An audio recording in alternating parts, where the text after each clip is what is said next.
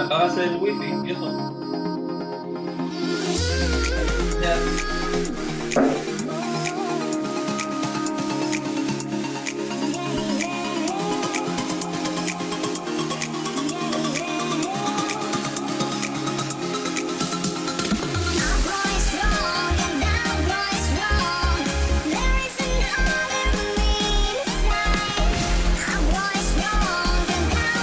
Un minuto para live.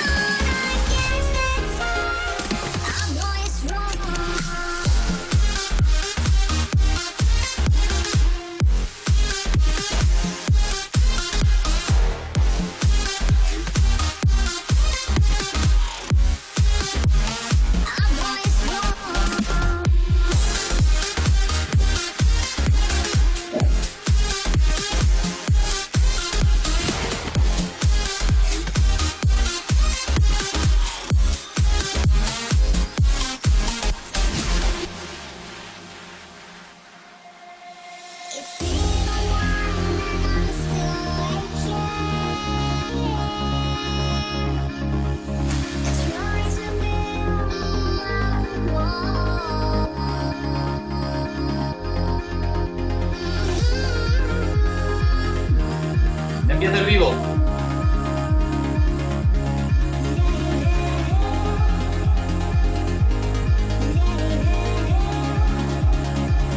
Bueno, hola queridos amigos.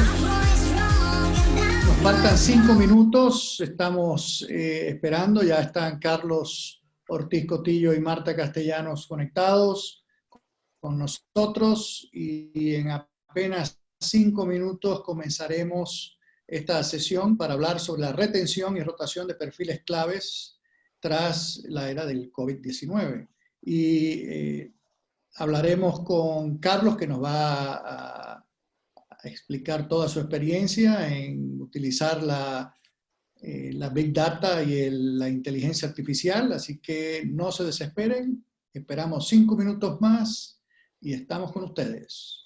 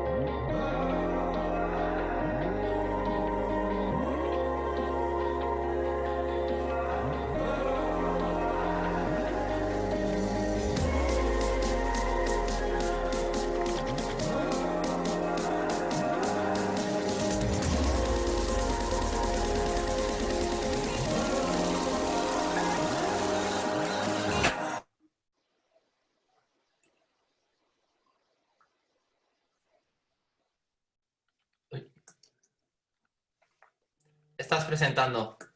Estás presentando Marta. Dijo Marta, perdón. Bien, Bueno, ¿no? casi estamos comenzando.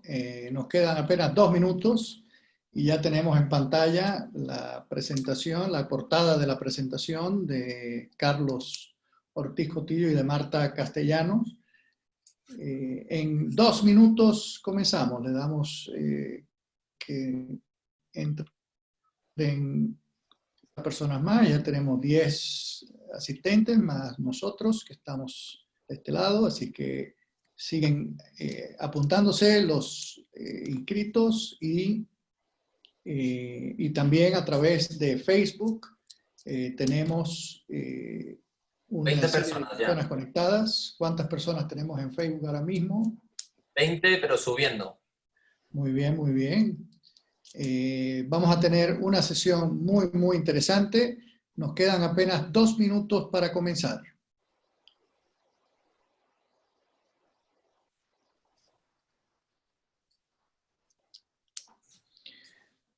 Bueno, un minutito más y comenzamos en punto a hablar sobre la retención de talento clave. Una experiencia maravillosa que vamos a escuchar de Carlos y de Marta, que han desarrollado un sistema de inteligencia artificial en AT Sistemas y con éxito han logrado retener a algunos de sus principales talentos, personas de alto nivel, cuya partida representa costes importantes para la empresa cuando no son retenidos. Bueno, son ya las 7 en la costa este de Estados Unidos, las 5 en Nicaragua, las 6 en México, y los que estamos del otro lado del océano son las 1 de la mañana para algunos de nosotros, entre ellos para Carlos y Marta, que están aquí en Madrid. Muchas gracias, Carlos, Marta, por estar con nosotros hoy y compartir estas experiencias que nuestros asistentes estoy seguro que van a disfrutar mucho. Carlos es el responsable de Big Data y de inteligencia artificial en AT Sistemas. AT Sistemas es una empresa tecnológica basada en España, pero con oficinas en toda España y en varios países del exterior. Ellos son una empresa de desarrollo que también tiene una consultora digital que se llama Digital Wolves, para la cual trabaja también Marta Castellanos. Marta es una antigua colega y experta en temas de marketing desde la época nuestra en Telefónica y en Terra. Y por supuesto tiene una gran experiencia en todo lo que es el desarrollo de sistemas y la gestión y despliegue de sistemas tecnológicos en diferentes empresas. Sin mucho más preámbulo, lo voy a dejar en manos de Carlos y de Marta, que van a hablar para ustedes como unos 25 30 minutos, y después vamos a entrar en una sesión de preguntas y respuestas y de un breve debate sobre los temas que ellos están tratando. Para nosotros en Busqueros es un honor tenerlos con nosotros y estamos seguros que todos los asistentes van a disfrutar de esta presentación y van a sacar mucha información de cómo retener el talento en sus empresas. Así que Marta, Carlos, adelante y muchas gracias. Muy bien. Bueno, pues se me oye bien, ¿verdad? ¿Me oís? Vale, ok. Tu Bueno, presentación pues se ve antes de... perfectamente. Vale, perfecto.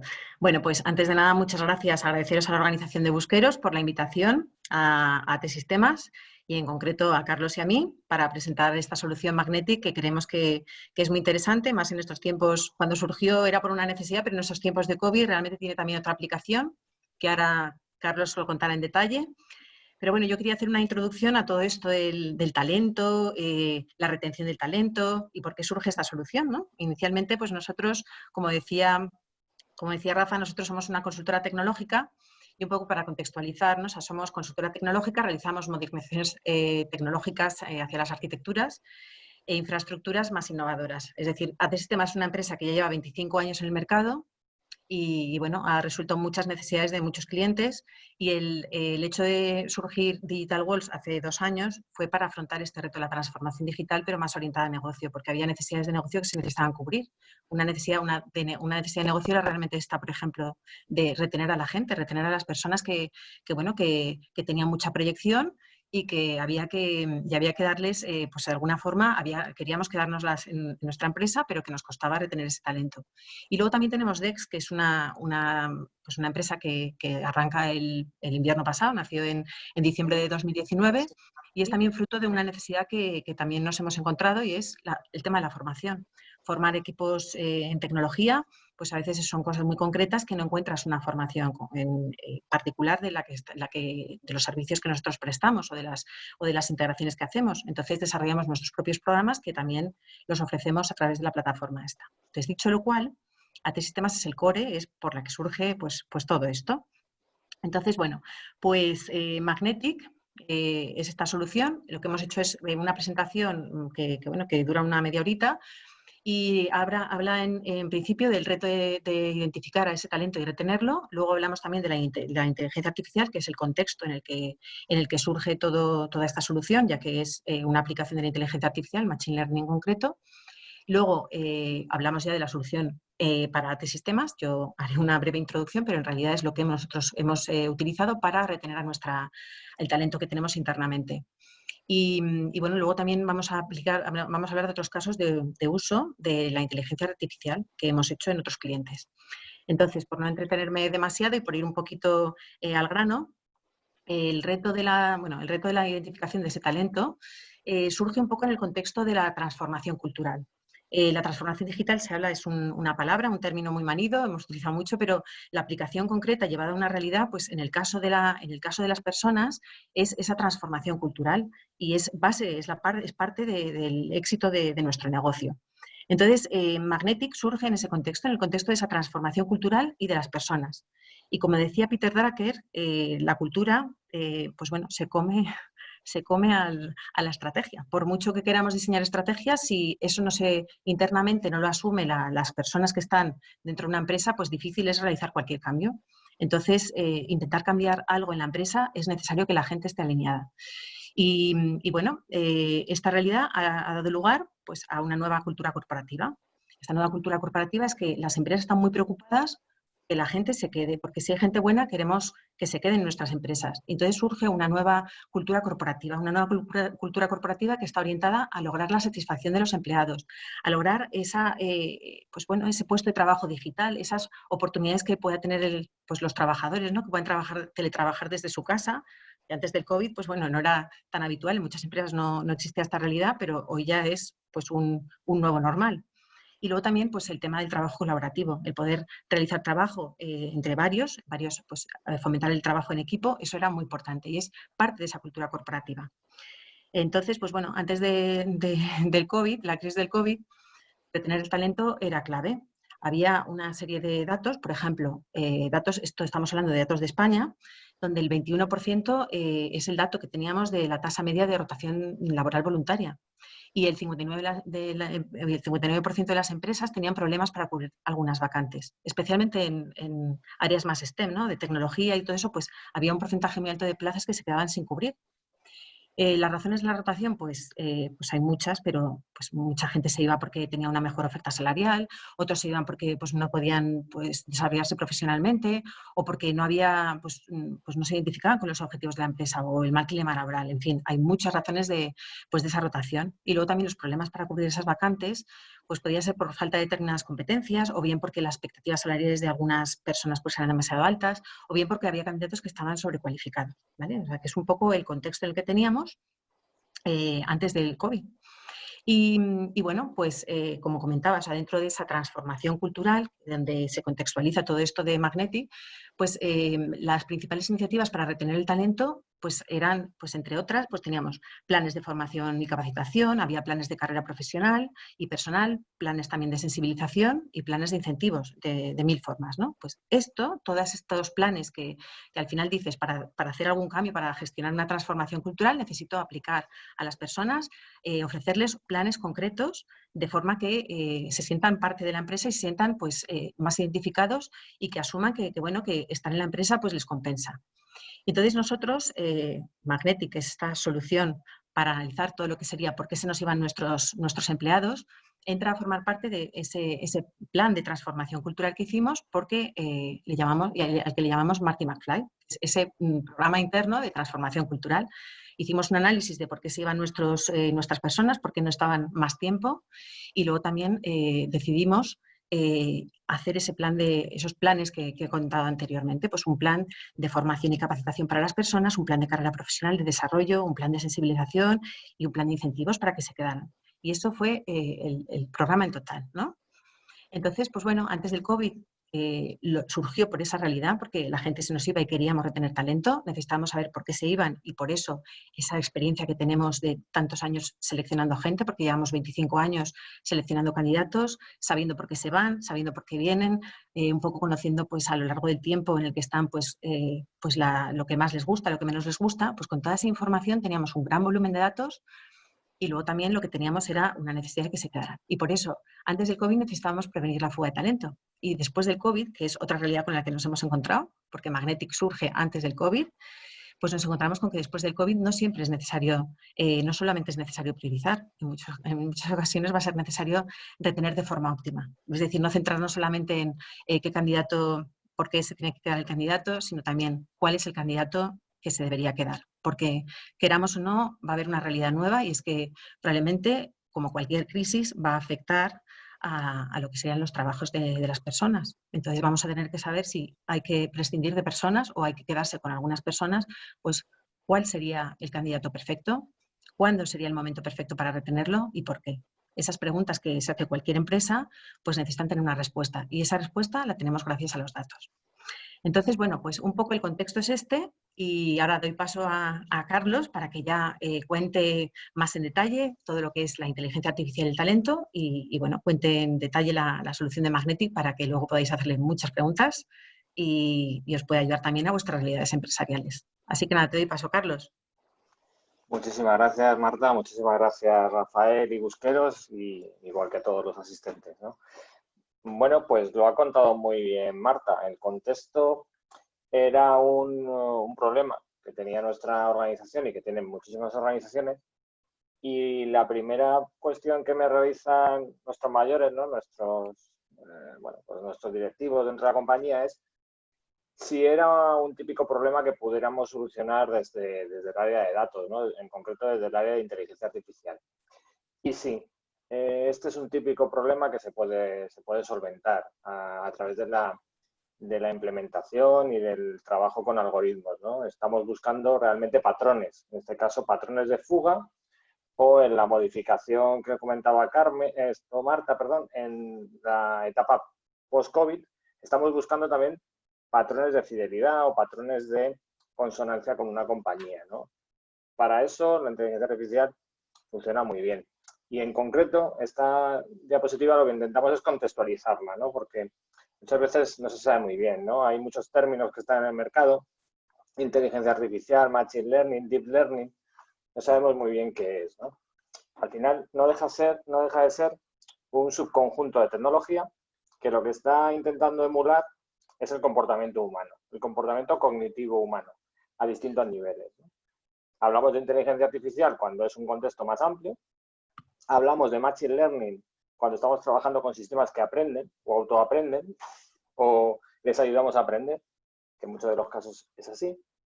Y de Deep Learning cuando estamos hablando de emular realmente las funciones más cognitivas del cerebro, ¿no? Lo que seguro que ustedes han escuchado, las redes neuronales, ¿no? Al final lo que estamos intentando emular es el comportamiento del cerebro. Veremos luego las aplicaciones al final de la presentación, cuando utilizamos unas técnicas, cuando utilizamos otras. Pero el contexto, desde luego, es un contexto muy bueno para que la inteligencia artificial se desarrolle y pueda dar solución a esta problemática que se nos presenta. Hay que hablar siempre, cuando comentamos Machine Learning, inteligencia artificial, son soluciones o son proyectos o iniciativas que dependen de cada compañía donde se implante. ¿Por qué? Pues porque nosotros vivimos de los datos que las compañías, a través de sus procesos, de sus aplicaciones, van recogiendo, van modelando, y esa huella, los datos, es la que nosotros nos permite jugar con ellos y establecer e implementar algoritmos que nos digan cosas de esos datos. Por lo tanto, una solución que le puede servir perfectamente a este sistema seguramente no sirva o no sirva exactamente igual con una empresa diferente, incluso dedicándose al mismo sector de negocio y a las mismas circunstancias. ¿Por qué? Pues seguramente no recoge los datos igual, ni en volumen, ni en cantidad, ni les presta la misma atención. Por lo tanto, siempre vamos a hablar de soluciones a medida. ¿Por qué? Porque dependen de los datos. Lo que estamos diciendo, ¿no? Para realmente implementar una solución de inteligencia artificial, de Machine Learning, necesitamos dos grandes parámetros, ¿no? Lo que está claro es una pregunta de negocio. ¿Qué necesitamos? ¿A qué problema nos estamos enfrentando? La inteligencia artificial no va a resolver todos los tipos de problemas. Por ejemplo, si el problema es, yo necesitaría generar una calculadora, bueno, pues eso no hace falta hacer inteligencia artificial, nos vale con una programación tradicional.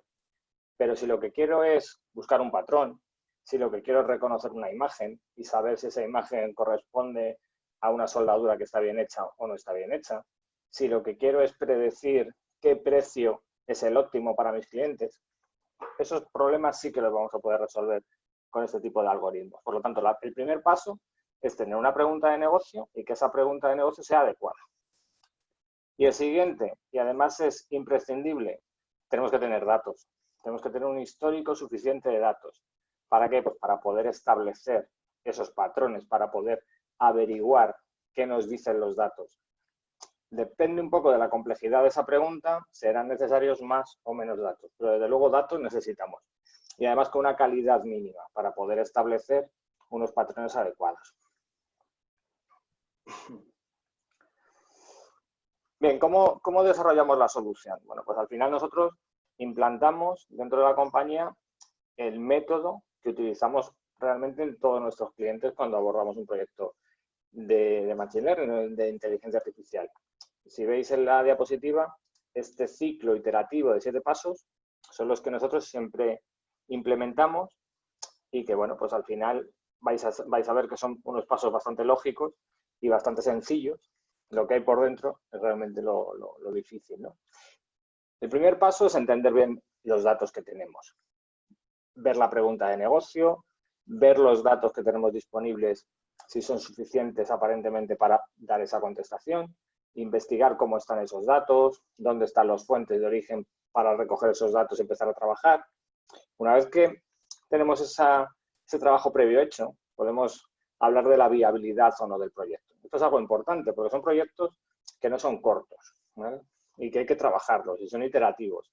Por lo tanto, lo primero que hay que determinar es, como dicen muchas veces los abogados, no si hay caso o no hay caso. Es decir, nos animamos, la información que tenemos pinta que podemos trabajar bien, sí, entonces seguimos adelante. Si no, es mejor ir a otra vía. Posiblemente no sea un problema que se pueda solventar con Machine Learning o posiblemente los datos actuales no son necesarios y hay que hacer un paso previo de recoger datos de forma diferente o otro tipo de datos o mejorar la calidad de los mismos, ¿no? Entonces, ese primer paso es importante. Una vez que le hemos pasado, que efectivamente tenemos proyecto, lo primero que hay que hacer es ingestar esos datos, recogerlos. Una vez que los hemos recogido, los vamos a limpiar, vamos a parametrizarlos, vamos a modelarlos de una forma que luego los algoritmos los puedan trabajar mejor. Una vez que los tenemos, los vamos a analizar. Vamos a ver estadísticamente qué nos dicen. Esto es muy importante porque no todos los algoritmos funcionan ni son aplicables igual en función de cómo se distribuye la información de los datos. Eso es algo importante. El algoritmo siempre te va a contestar, pero si le estás metiendo datos no apropiados, la contestación va a ser muy mala o te puede inducir a un error muy grave, ¿vale? Una vez que ya los tenemos analizados y ya sabemos qué tipología de algoritmos podemos utilizar, lo que hay que es intentar ver qué modelo o grupo de modelos responde mejor a esa pregunta de negocio que tenemos. Ahí lo que vamos a hacer normalmente es hacer competir con varios algoritmos posibles y ver un poco cómo se están comportando y cuál de ellos nos ofrece los mejores resultados. Luego vendría la etapa sexta, ¿no? Que es validar esos datos. Vamos a ver si tiene sentido, si el dato que nos está dando el algoritmo se corresponde con una realidad que conocemos, testeamos, hablamos con negocio, vemos si tiene sentido lo que estamos dando. Y una vez que todo eso lo tenemos bien, lo ponemos en producción. Hay que poner esa información que te está dando el algoritmo de forma disponible para que otros sistemas puedan trabajar con ellos y podamos, digamos, cerrar ese círculo, ¿no? Porque si hacemos un algoritmo fantástico, pero no lo dejamos nosotros aquí en nuestro ordenador, pues no sirve de mucho, ¿no? Siempre estamos como un poco cuello de botella, ¿no? Hay que extenderlo y que la organización lo disfrute, ¿no? Y trabaje con él. Importante, como os decía, esa primera fase. Hay que tener claro que son proyectos que tienen cierta inversión detrás y tenemos que tener muy claro que cuando vamos al proyecto tenemos una viabilidad mínima de que el proyecto es viable, ¿no? Que podemos llegar a un objetivo mesurable y que sea adecuado y le sirva, ¿no? Y sea viable para la compañía en la que lo implantamos. ¿Paso? Sí, por favor. Vale, aquí viene ya un poco, al final, ¿qué hay dentro de todo esto, ¿no? Siempre hemos hablado de datos y demás. Realmente los datos que nosotros necesitamos, fundamentalmente son lo que llamamos nosotros variables, ¿no? Necesitamos información contextual de una realidad concreta. En este caso en Magnetic, bueno, pues ¿qué información tenemos de nuestros colaboradores, de nuestros compañeros históricos desde hace más de 25 años que está AT Sistemas en el mercado?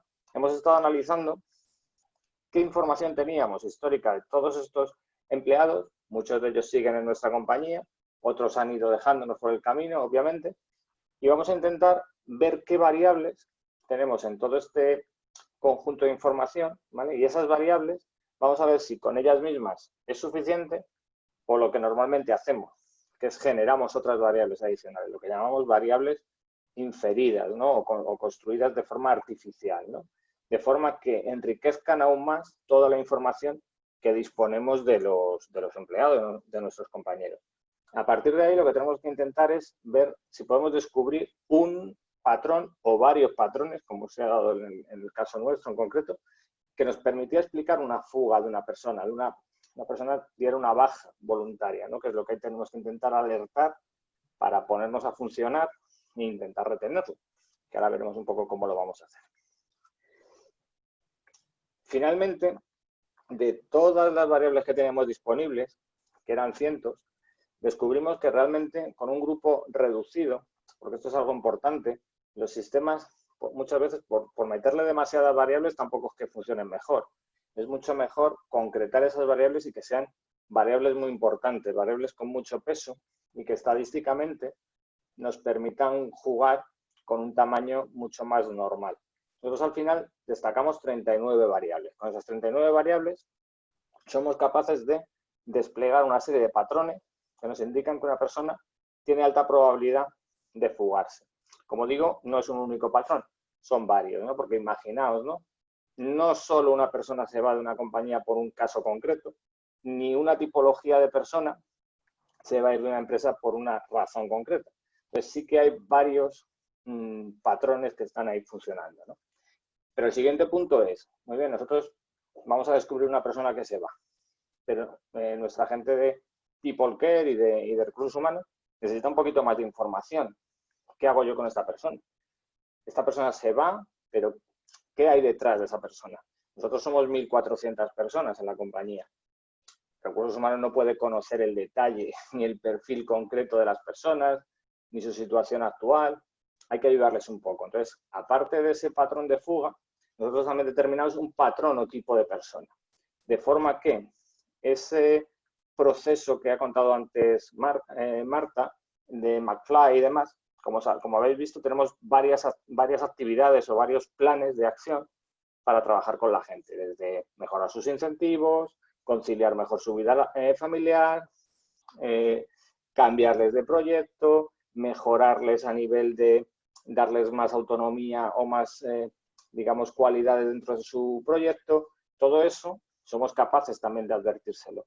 De forma que PeopleCare ya puede dirigir hacia donde esa persona estaría, digamos, más contenta con su situación en la compañía si ya directamente la encaminamos por un sistema que, bueno, pues le va a apetecer y va a hacer por tener más apego, ¿no?, a nuestra marca, que es al final lo que queremos.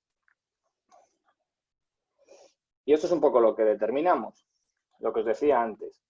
No vale solo con que quede en un ordenador y tenemos un algoritmo. No, esto hay que ponerlo en producción y hay que hacerlo funcionar a nivel de la organización. Nosotros lo que hacemos es que esta información de probabilidad de salida la incorporamos dentro de nuestro Data Warehouse, de forma que ya está disponible para, digamos, el cuadro de mando corporativo.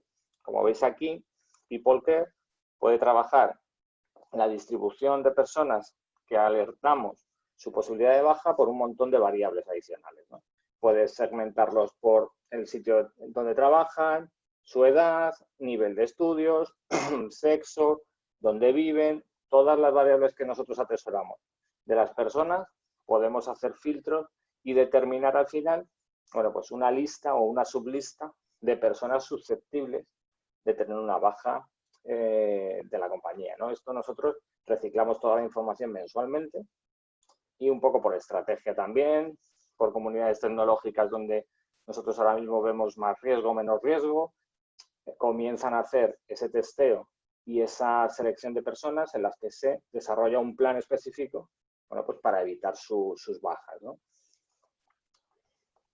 Y al final, ¿qué hemos obtenido, ¿no?, tras casi un año de implantación de la herramienta, de la solución dentro de AT Sistemas? Bueno, pues muchas cosas, pero destacamos un poco las que veis aquí en pantalla. Lo primero, que hemos reducido 10 puntos la reducción de rotación. Eso a nivel de nuestro país, de España, es un dato muy, muy positivo. Primero porque esto incentiva, por un lado, que nuestros compañeros de selección se dediquen a lo que nuestra empresa necesita, que es crecer, no reponer personas que se nos van. A nosotros eso nos mata, porque además nos mata de forma moral, como digo yo, ¿no? Eso nos hace un poco de daño porque al final estamos un poco solo reemplazando, ¿no? No creciendo, y eso es un problema, ¿no?, que tenemos. Por lo tanto, la productividad se ha mejorado bastante. Nos dedicamos a lo que realmente la empresa quiere y no a lo que al final nos obliga un poco el sistema, ¿no? Luego, por otro lado, mayor rentabilidad en los proyectos. Si nosotros dedicamos esos recursos realmente a entender qué les pasa a nuestras personas y dejarlas en la compañía y que permanezcan en la compañía, cualquier rotación, como bien sabéis, conlleva un coste. Un coste de formación, un coste de integración, un coste de que al final, por buen proceso de selección que hagas, hasta que no ves trabajar a la persona y hasta que no interactúas con ella, no sabes si es acertado con el candidato o no.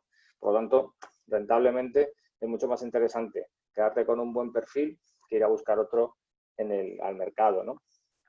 La estabilidad, pues es mucho mejor. Una empresa que minimiza su rotación da una sensación de estabilidad, para el resto del equipo da una sensación de armonía, no hay altibajos, constante, y eso al final ayuda bastante, ¿no? Muchas veces lo que se produce en las empresas es efecto llamada, ¿no? Se va una persona del equipo, que es un líder a lo mejor, y puede incluso arrastrar a otros recursos que inicialmente a lo mejor no eran tan proclives a irse, pero que, bueno, ven ese vacío, ¿no?, de compañero y, bueno, pues deciden irse también, ¿no? Cosas que a nosotros pues nos preocupaban también.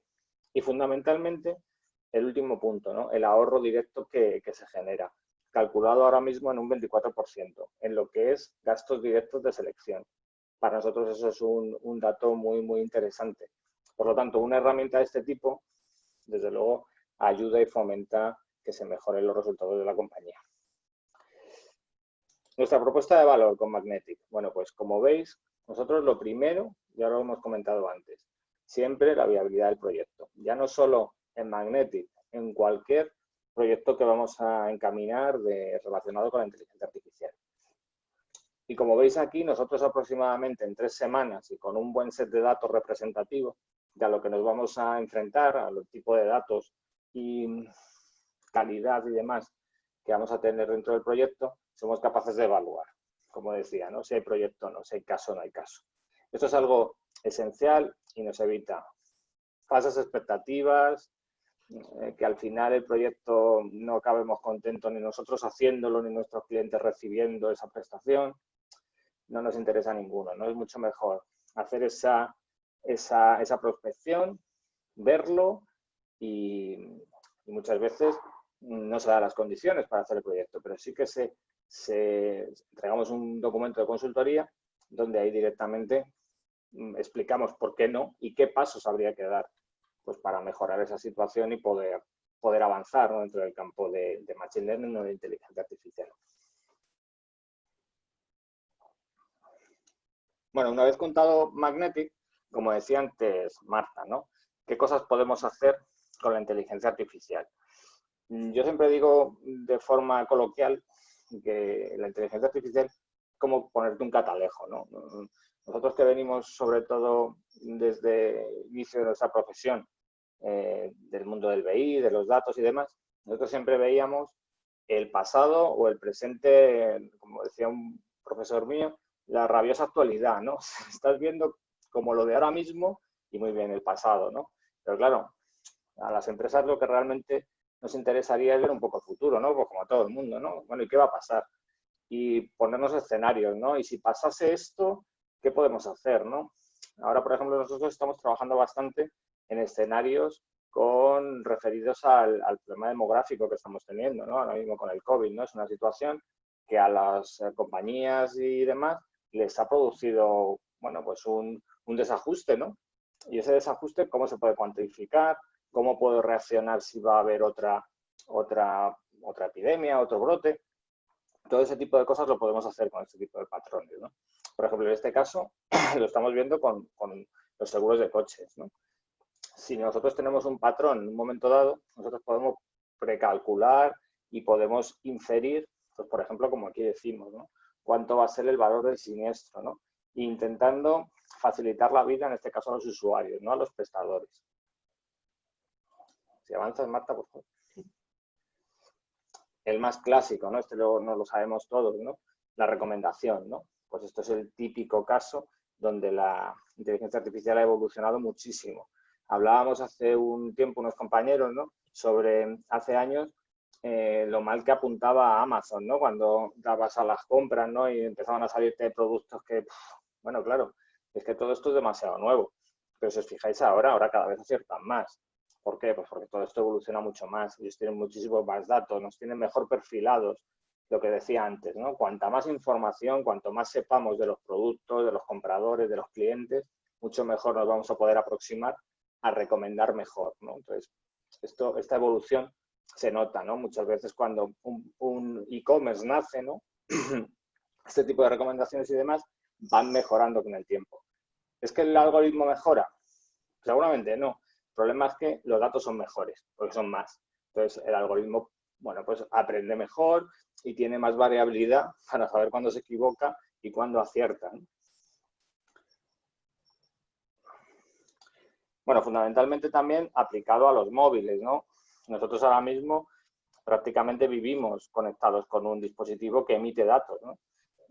Por ejemplo, nosotros lo utilizamos mucho para trabajar con patrones de posicionamiento, ¿no? De qué tipos de perfiles se mueven en unos distritos o en unas calles en determinados momentos del día. Esto es muy interesante, porque, por ejemplo, si tú quieres poner un restaurante y tú quieres saber que es un restaurante, gourmet, digamos, bueno, pues la gente va a comer, por ejemplo, en España, pues de 1:30 a 4 de la tarde.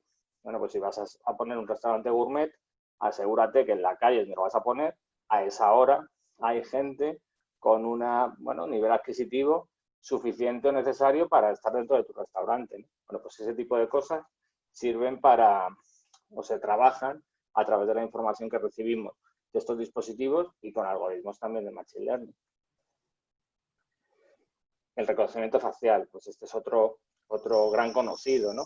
Al final, ¿qué estamos haciendo aquí? Bueno, pues estamos reconociendo patrones biométricos, ¿vale?, que definen en este caso nuestro rostro, nuestra huella dactilar, etcétera.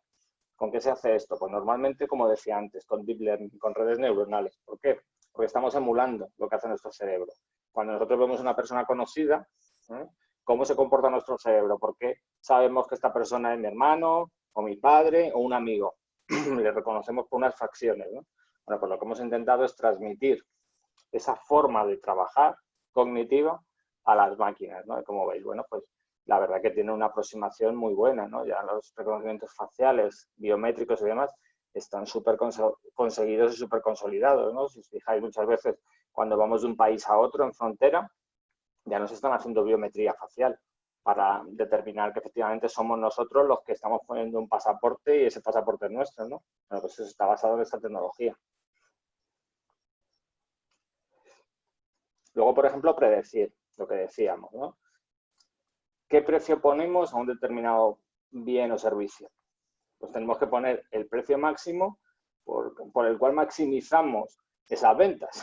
Si vendemos más bajo de lo que realmente nos podrían comprar, ganaremos mucho dinero, pero estaremos perdiendo una alícuota, ¿no? Y si esa alícuota, digamos, va sumando y vendemos mucho, pues ahí hay muchos millones al final, ¿no? Y eso tampoco interesa, ¿no? Pues tenemos que ver un poco qué patrón, digamos, responde a una subida de precio oportuna para que tus ventas no digamos que se maximicen, ¿no? Esto es muy común también y lo utilizamos en un montón de sectores, desde los retail hasta turoperadores, restauración, hostelería. Es uno de los algoritmos o de las problemáticas más utilizadas dentro del sector de inteligencia artificial.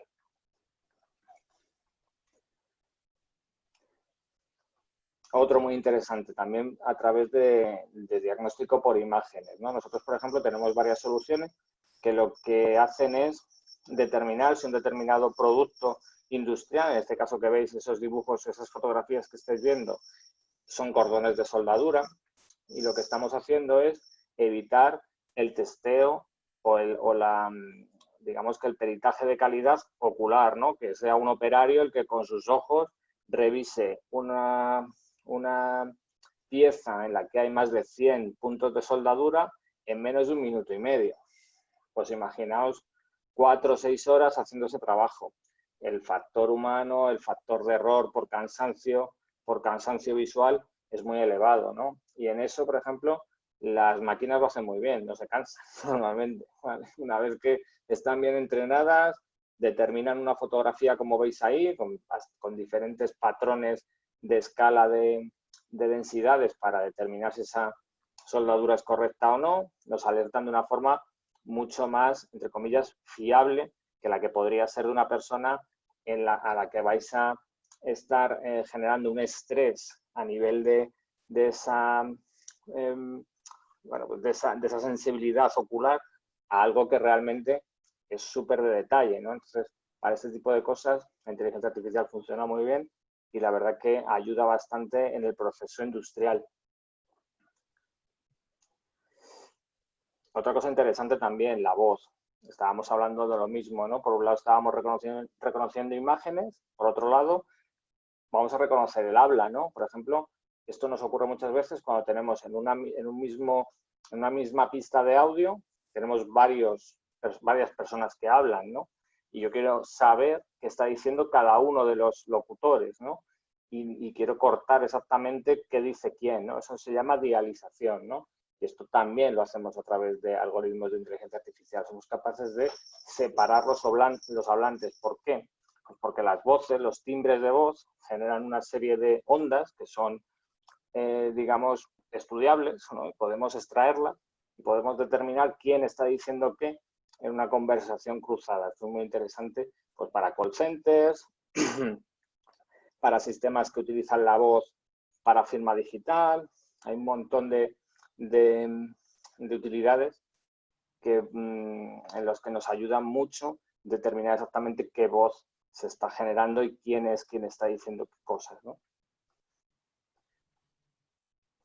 Y bueno, el último caso que creo que tenemos, muy relacionado con el anterior, es entender el contexto y, digamos, el sentimiento de una frase o texto escrito, ¿no? Independientemente de en qué idioma y en qué situación se esté dando, ¿no? Esto es interesantísimo, ¿no? Esto tiene aplicación desde encuestas de calidad, ya sean textuales o locutadas, a nivel hablado, intentar analizar redes sociales, qué están diciendo, por qué nos dicen esto, sacar un poco el contexto, entender muy bien cómo se está comportando, qué mensaje hay detrás.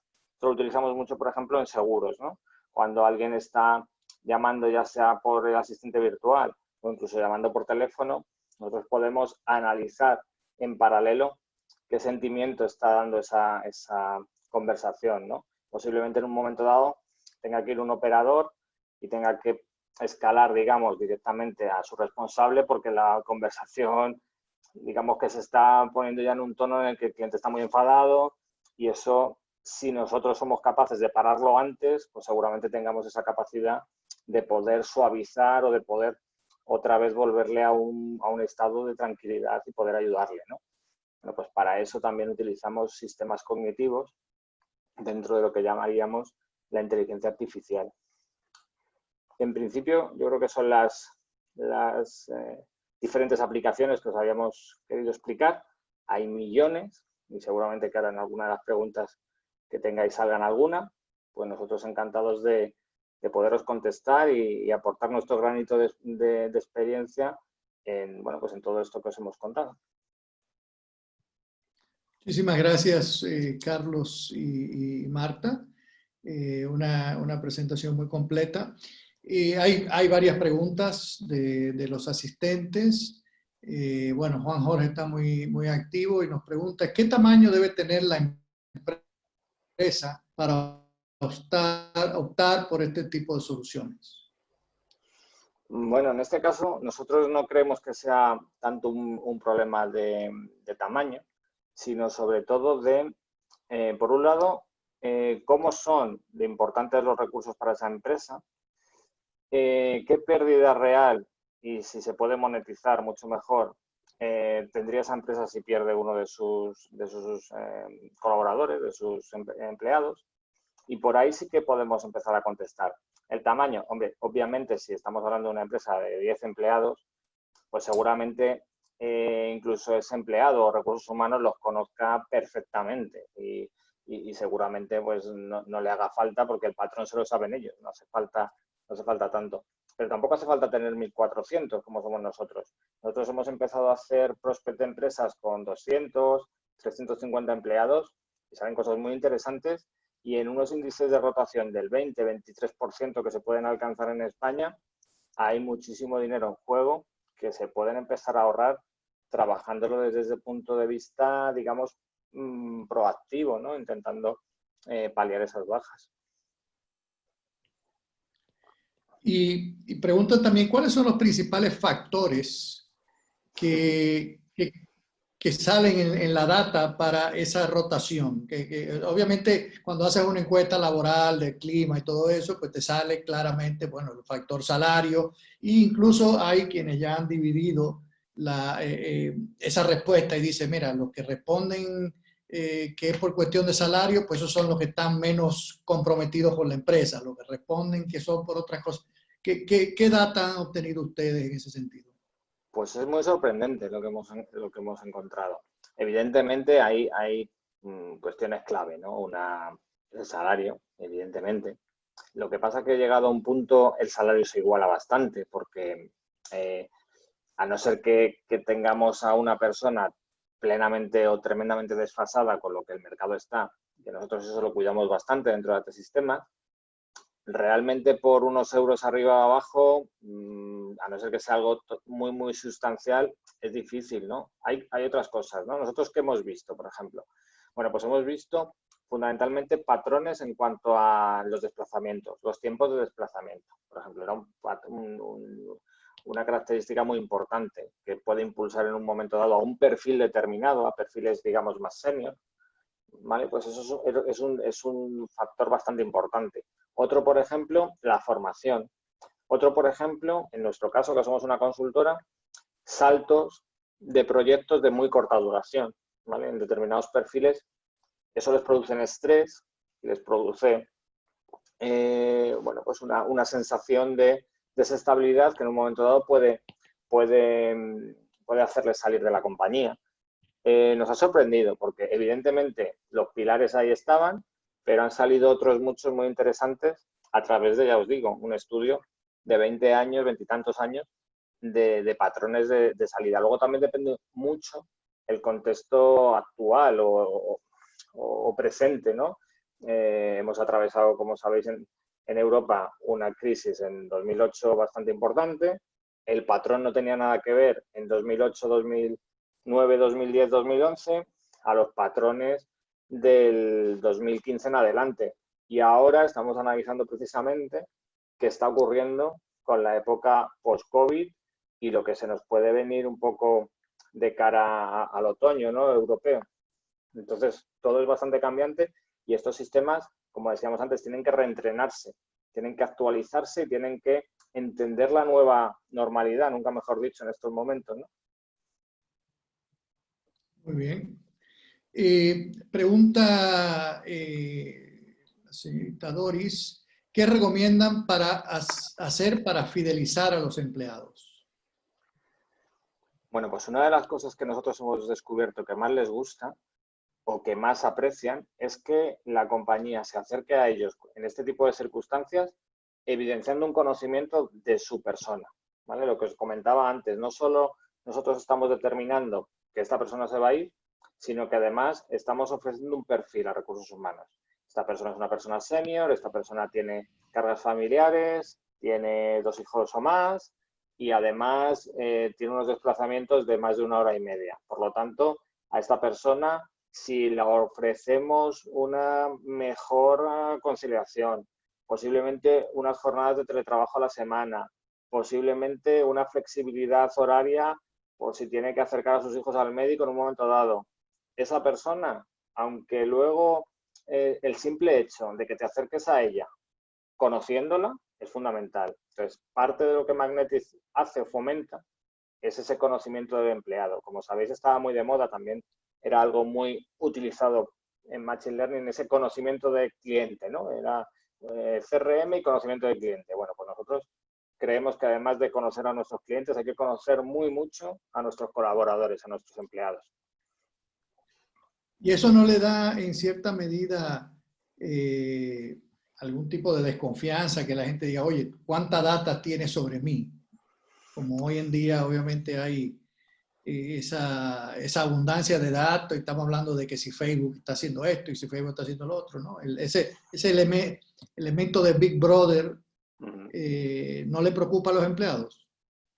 Pues la verdad que lo agradecen, porque te estás acercando a ellos, entre comillas, para ayudarnos. Yo no estoy utilizando la información para coaccionarte, estoy utilizando la información que tengo y que tú me has dado libremente, eso está clarísimo, para ayudarte, para convencerte de que AT, en este caso, es tu empresa y que tienes carrera profesional y que eres importante para nosotros.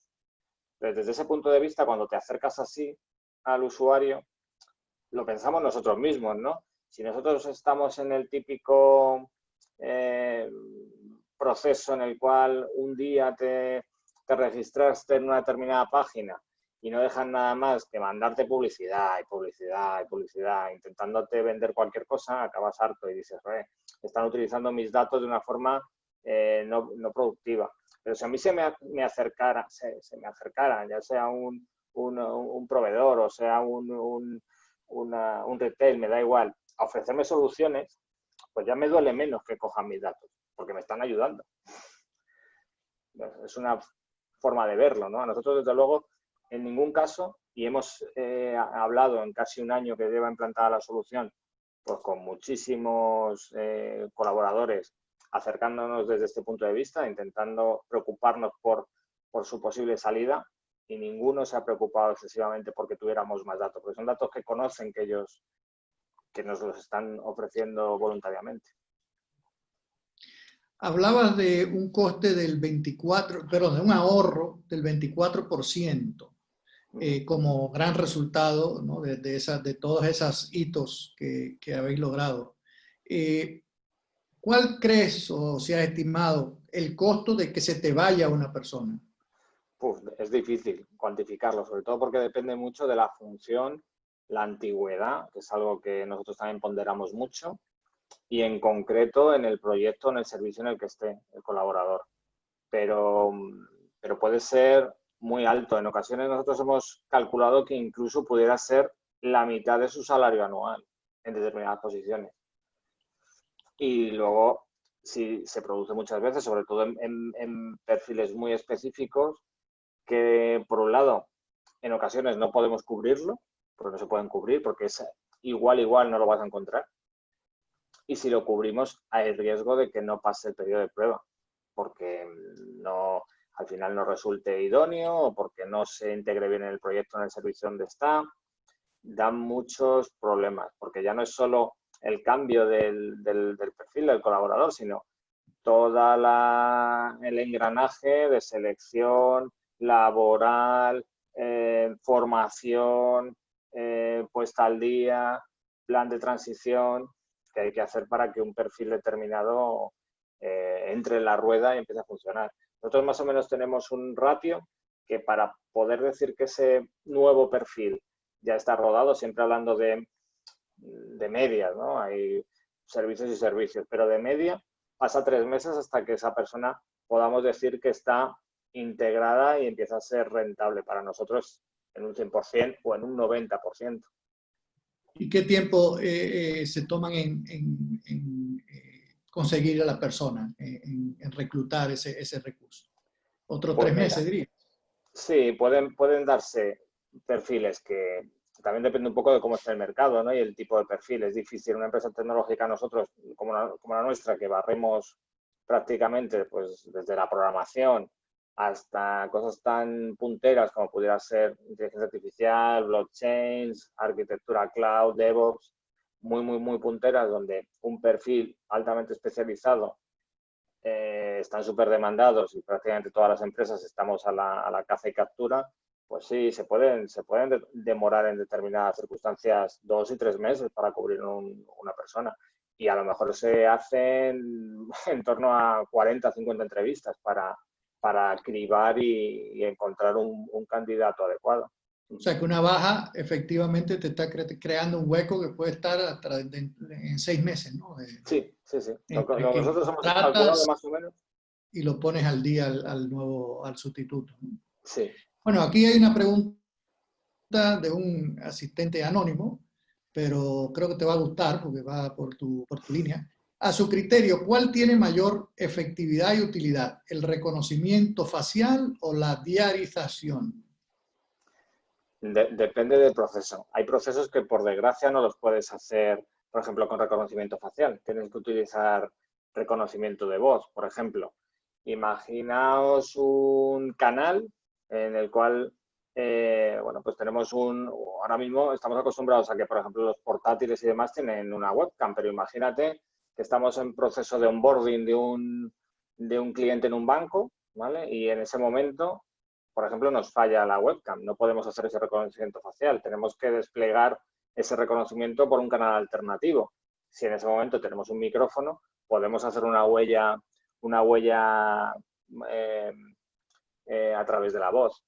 Los dos, tanto los reconocimientos faciales como la huella de voz, hay estándares definidos, ISO y demás a nivel internacional, y se puede trabajar perfectamente esa huella biométrica desde un punto de vista legal, depende mucho de en qué país y cómo esté legislado, pero está perfectamente reconocido a nivel internacional y hay procesos en los que se trabaja de forma conjunta e incluso como doble validación. Se puede hacer un reconocimiento facial y adicionalmente un reconocimiento de voz. Los dos son buenos y los dos ofrecen un patrón biométrico bastante preciso. Okay. Bueno, Marta, quizás una preguntita para ti. Vemos que tienen oficinas en muchas ciudades españolas. ¿Ustedes trabajan a nivel internacional o solo trabajan en España? Tenemos oficinas en Italia, que abrimos el año pasado, y vamos a abrir próximamente en Portugal. El tema es que tenemos un partnership muy importante con un fabricante que se llama Atlassian, que es uno de los servicios que ofrecemos, que es todo lo que es ciclo de vida de las aplicaciones. Entonces, pues bueno, todo lo que tiene que ver con gestión de incidencias, todo el tema del ticketing para empresas, para empresas que tienen equipos de IT que desarrollan producto, pues hay una herramienta, una suite de productos que se llama Atlassian. Entonces somos partners Platinum, partner Platinum en España. Entonces nos han invitado a entrar en el mercado italiano porque tenemos pues eso, más de 200 proyectos realizados y bueno, pues entramos el año pasado en Italia, en Milán, tenemos oficinas y abriremos próximamente Lisboa. Y sí, pero los proyectos que ustedes hacen son todos, o sea, ¿necesitan tener oficina o también hacen proyectos? No, en remoto. O sea, clientes tenemos internacionales. De hecho, pues trabajamos con clientes que están en el Reino Unido, con clientes que están en Dubái, con clientes que están fuera de España. Tenemos bastantes proyectos. Lo que pasa es que no tenemos presencia física. Solamente tenemos presencia física, oficina física internacional en Milán y en Lisboa, pero sí que tenemos proyectos a nivel internacional porque se hacen en remoto. Ok. Bueno, se nos acaba casi el tiempo, ya estamos llegando al final. Yo creo que ha sido muy interesante. Hay una pregunta más que voy a hacerles, que con esto yo creo que terminamos, si alguien más no tiene ninguna. Me preguntan si hay soluciones empaquetadas para áreas o rubros específicos. Por ejemplo, el rubro de comida rápida. Las hay. O sea, si vas a los markets, las hay.